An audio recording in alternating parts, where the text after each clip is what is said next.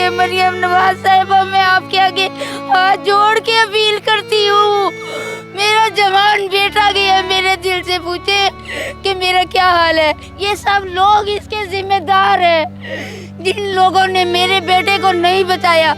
2 घंटे ये सारे खड़े रहे, मेरी भाभी इन सब के हाथ जोड़ती रही, मेरे हस्बैंड को ले जाओ। इन्होंने किसी ने नहीं कहा, इन्होंने कहा ठेकेदार के बेटे हैं, हम नहीं कुछ कर सकते, ठेकेदार के बेटे हैं, ठेकेदार के बेटे हैं तो किसी की जान ले लेंगे।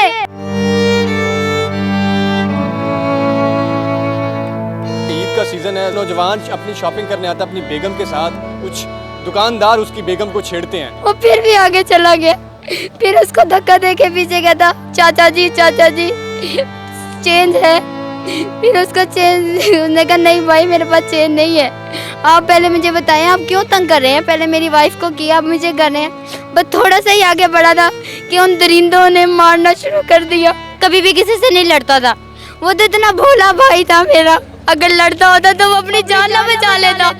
वो तो बहनों में ही पला बड़ा है ना, बहनों को ही तंग करता रहता, बहनों को इस बात ही रहता था। कोई लोहे की चीज़ उन्होंने पीछे सर पे मारी इतनी ज़ोर से, ये वो वहीं पे बेचारा वहीं पे गिर गया, ज़बान उसकी नीले हो गए, होंठ, फिर भी उन्होंने नहीं छोड़ा दरिंदों ने, फिर भी उसको पन से मुंह पे मारते गए, शारीरिक रग पे मारते गए।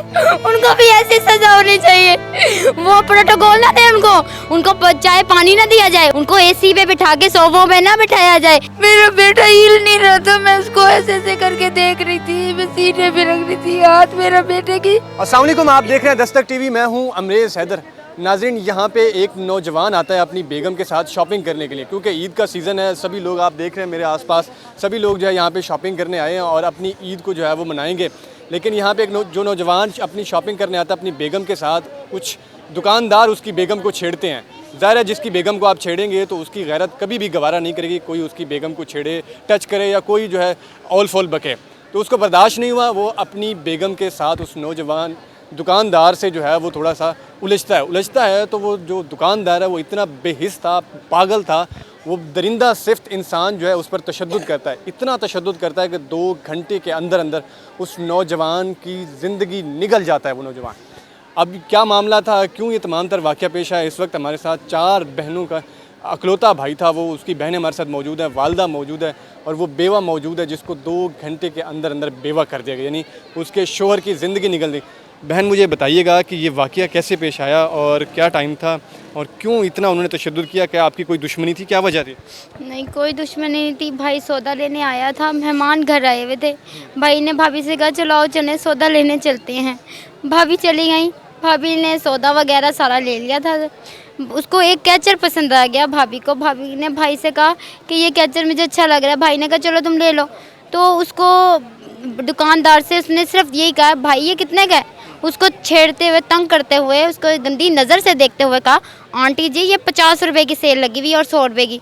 फिर मेरी भाभी ने उससे कुछ नहीं लिया, वो आगे ही चल रही थी। भाई ने पूछा क्या हुआ है, उन्होंने कहा इस तरह ये लोग कह रहे थे। भाई ने मेरे कहा इस तरह के लोग होते हैं छोड़ दो, क्योंकि उसे लड़ना नहीं आता था। वो फिर भी आगे चला गया, फिर उसको धक्का दे के पीछे गया था, चाचा जी चेंज है। फिर उसको चेंज, उसने कहा नहीं भाई मेरे पास चेंज नहीं है, आप पहले मुझे बताएं आप क्यों तंग कर रहे हैं। पहले मेरी वाइफ को किया, अब मुझे कर रहे हैं। बस थोड़ा सा ही आगे बढ़ा था कि उन दरिंदों ने मारना शुरू कर दिया, मार के मेरे भाई को मार दिया। उन्होंने किस चीज़ से मारा उस वक्त, उसकी हालत क्या थी और आपने अपने भाई को कब देखा? कोई लोहे की चीज़ उन्होंने पीछे सर पे मारी इतनी ज़ोर से, ये वो वहीं पे बेचारा वहीं पे गिर गया, ज़बान उसकी नीले हो गए, होंठ, फिर भी उन्होंने नहीं छोड़ा दरिंदों ने, फिर भी उसको पन से मुंह पे मारते गए, शारीरिक रग पे मारते गए, हर चीज़ इतनी ज़ोर से हर जगह मारा, हाथों पे इतने काटने के निशान थे यहाँ तक मैं नहीं बता सकती क्या हुआ। कितने घंटे तक आपके भाई के ऊपर तशद्दुद किया गया? 2 घंटे ये सारे खड़े रहे, मेरी भाभी इन सब के हाथ जोड़ती रही, प्लीज़ मेरे ले जाओ, मेरे वाइफ को, मेरे हस्बैंड को ले जाओ। इन्होंने किसी ने नहीं कहा, इन्होंने कहा ठेकेदार के बेटे हैं, हम नहीं कुछ कर सकते, ठेकेदार के बेटे हैं तो किसी की जान ले लेंगे,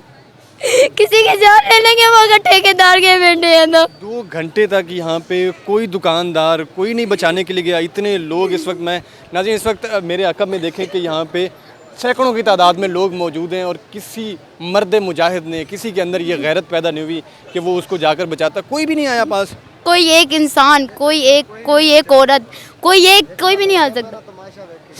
सारे तमाशा देख रहे थे, वीडियोस बना रहे थे और एक दूसरे से बातें कर रहे थे, ये तो ठेकेदार का बेटा है, ये तो ठेकेदार का बेटा है। बस आपको कब पता चला जब आपने अपने भाई को जाकर जब वो एम्बुलेंस में बैठा हुआ था, जब वो एम्बुलेंस में बेसुध था, जब उसकी जान चली गई। अच्छा, आपका घर तो यहाँ बिल्कुल करीब ही है, तो इससे पहले भाई आपके आते होंगे यहाँ पे, कोई इस तरह का मामला, कोई पहले इस तरह का कोई वाकया पेश आया हो, किसी के साथ उन्होंने इस तरह बदतमीजी की हो, पहले इस तरह की कोई लड़ाई वगैरह हुई हो? कभी भी नहीं। आप इसी तरह से किसी से पूछ लें, मेरे भाई कभी भी किसी से नहीं लड़ता था। वो तो इतना भोला भाई था मेरा, अगर लड़ता होता तो वो अपनी जान ना बचा लेता, वो अपनी जान ना बचा लेता अगर वो लड़ने वाला भाई होता मेरा। तो वो तो बहनों में ही पला बड़ा है ना, बहनों को ही तंग करता रहता, बहनों को इस बात ही रहता था। वो लड़ना आता था तो वो अपनी सबसे पहले जान बचा लेता। अच्छा, मुझे ये बताएं कि उसकी कोई बेटी बेटा कोई औलाद वगैरह भी है आपके भाई की? 6 महीने पहले ही उसकी बेटे की डेथ हो गई थी। भाई तो बहनों का मान होते हैं, आपने तो भाई के साथ ईद मनानी थी, अब कैसे ईद गुजारेंगे आपने? कोई ईद नहीं, कोई त्योहार नहीं, कोई जिंदगी नहीं जब तक मेरे भाई को इंसाफ ना मिल जाए।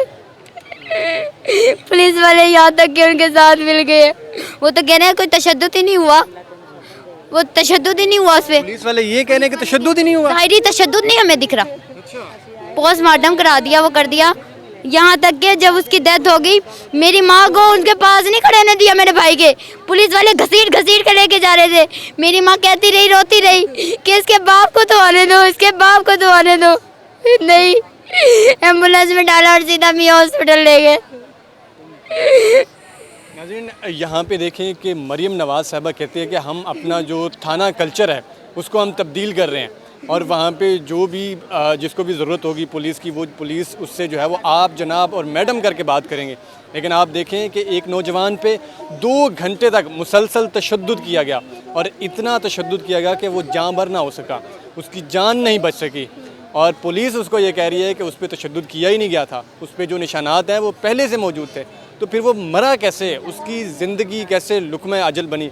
इस वक्त मरियम नवाज़ साहबा आपको देख रही हैं, IG पंजाब आपको देख रहा है, सुहेल ज़फ़र चट्टा साहब देख रहे हैं, CCD के जो इस वक्त इंचार्ज हैं, उनको क्या पैगाम देना चाहेंगी? क्योंकि CCD हमने बनाई, हमने इदारे बनाए, वो इसलिए बनाए कि आप लोगों को तहफ़्फ़ुज़ देंगे, आप माँओं बहनों को कोई ना छेड़ सके। आपने अक्सर वीडियोज़ में देखा होगा कि किसी का जो है वो सॉफ्टवेयर अपडेट कर दिया गया, इस वजह से कर दिया गया कि किसी ने किसी को छेड़ा। तो यहाँ पे तो सिर्फ छेड़ने के मामले से ही जो है वो कत्ल हो गया। तो आप मरियम नवाज़ साहिबा को, IG पंजाब को और CCD को क्या पैगाम दे रहे हैं? मैं सबको यही कहना चाहूँगी कि वो मुस्लिम ना छूटे, जैसे उन्होंने मेरे भाई को तड़पा तड़पा के मारा है ना, उनको भी ऐसी सज़ा होनी चाहिए। वो प्रोटोकॉल ना दे उनको चाहे पानी ना दिया जाए, उनको कंबल ना दिया जाए, उनको AC पे बिठा के सोफों पे ना बिठाया जाए। हमारे कहीं कोई जाता है तो ये कहता है दूर से देखना, उनको कहना कुछ नहीं। आप बताएं क्या मेरा भाई मुस्लिम था?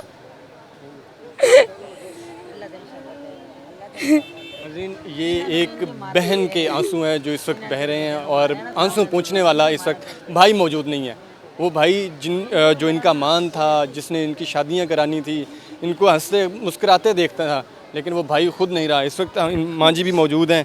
माँ जी, आपने जब अपने बेटे को उस हालत में देखा, क्या गुजरी आप पे, क्या बीती? मेरा दिल वहीं पे, मुझे ऐसे लग रहा था मेरे अंदर पता नहीं क्या हो रहा है। मेरा बेटा सांस नहीं ले रहा था, मेरा बेटा हिल नहीं रहा था। मैं उसको ऐसे ऐसे करके देख रही थी, मैं सीने पे रख रही थी हाथ, मेरा बेटे की नब्ज चल रही है।